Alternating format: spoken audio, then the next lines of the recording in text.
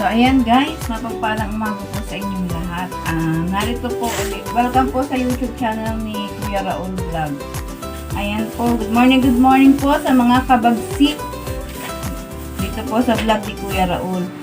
So, ngayon, i-share ko pong muli sa inyo kung paano po magluto ng chicken with pineapple. So, ang ingredients po natin ay half kilo of chicken, then isa pong tidbits na maliit. Ito po yung ating ingredients. Kasama po siya ng toyo, sibuyas at bawang. So, una po, lilinisin muna po natin yung chicken. So, ito po siya. So, ayan. Atin na pong pinagayat po ito ng maliliit. So, atin muna pong huhugasan yung ating chicken para po siya ay maging malinis. So, ayan.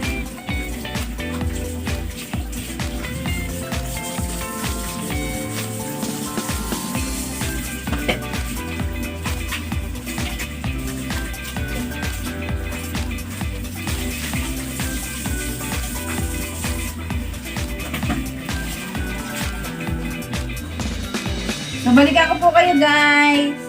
So ayan guys, welcome back po sa mga kabagsik para po sa YouTube channel ni Kuya Raul. So ito na po yung ating mga ingredients. Pakita ko po sa inyo. Ito po yung half kilo of chicken. So nagayat po tayo ng sibuyas at bawang. At saka po itong pineapple tidbits. So with matching toyo po. Yan po yung ating ingredients right now. So ito kaya lagyan din po natin siya ng syempre bechin and paminta. So start na po natin yung ating cooking. As to, ito po yung aming almusal right this moment. Wait lang po guys. Para po makita. Yan po.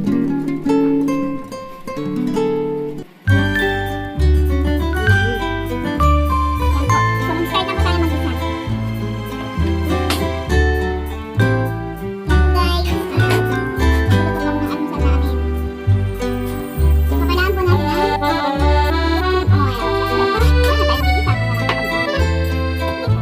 So ayan muna po natin siya ng konting mantika. So, dapat konti lang yung mantika niya para hindi naman masyadong ma-oily yung pagkain na lulutuin natin. So, kailangan natin ito ng 2 minutes para medyo uminit. Para pagluluto natin yung ating sibuyas at bawang. So, matutin niya yung freshness niya. So, ayan po, bilisan muna po tayo na. Una muna po yung ating sibuyas. Bilisan muna po natin.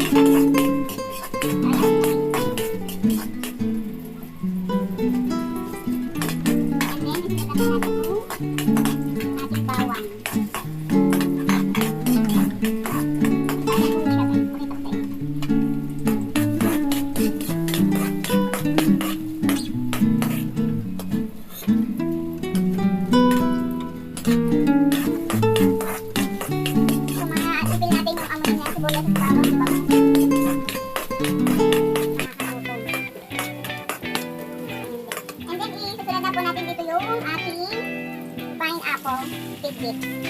Isa din po natin siya. So, ito po ay yung paraan ng pagluluto ko ng adobong manok with pineapple. Kasi yan po ay paborito ng aking mga. Ayan po guys. Antayin natin siya kahit mga 1 or 2 minutes. Kaya mag-natin po siya kung ito. So, dito na naman po siya guys.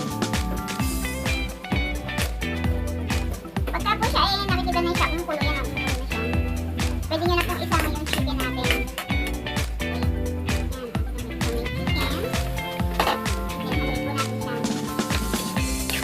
Para po ma-blend yung lasa ng pineapple sa chicken.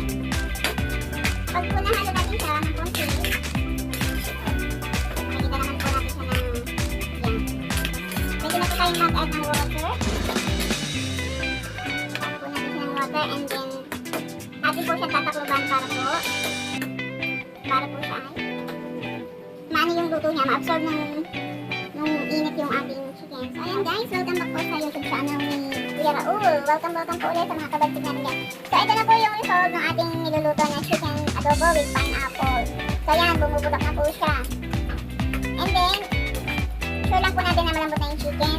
Saka po natin siya lalagyan ng toyo at saka po yung mga seasoning natin. So,